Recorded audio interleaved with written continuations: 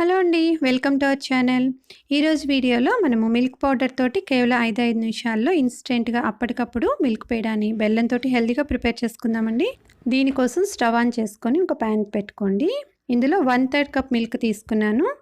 ఇప్పుడు ఇందులో 1 స్పూను గీ కానీ లేకపోతే క్లారిఫైడ్ బటర్ కానీ తీసుకోండి. ఇది కరిగిన తర్వాత 1/2 కప్పు బెల్లాన్ని సన్నగా తురిమి తీసుకున్నానండి. ఇప్పుడు ఈ బెల్లం అంతా కూడా మనకి పాలతోటి బాగా మిక్స్ అయిపోయి పూర్తిగా కరిగిపోవాలి.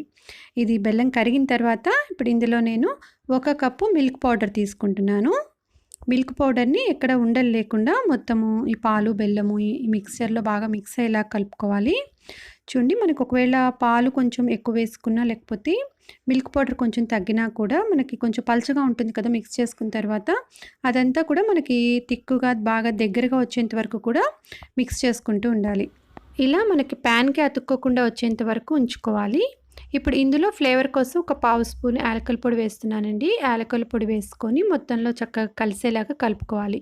మరి ఎక్కువసేపు ఉంచినా కూడా మనకి ఇది చల్లారేటప్పటికి చూయిగా అయిపోతుంది.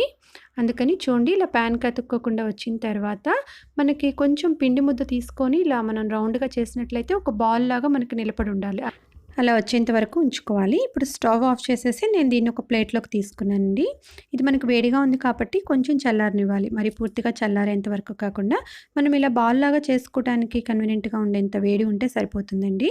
ఇలా కొంచెం కొంచెం పిండి ముద్దను తీసుకొని మనము రౌండ్గా చేసుకోవాలి. ఎక్కడ చుట్టూరా పగుళ్ళు లేకుండా ఇలా స్మూత్ బాల్ లాగా వచ్చిన తర్వాత మధ్యలో వేలుతోటి అలా ప్రెస్ చేసి నేను పిస్తా పప్పుని చిన్న పీసెస్ లాగా కట్ చేసి ఒక పీస్ దాని మీద పెట్టి డెకరేట్ చేశాను.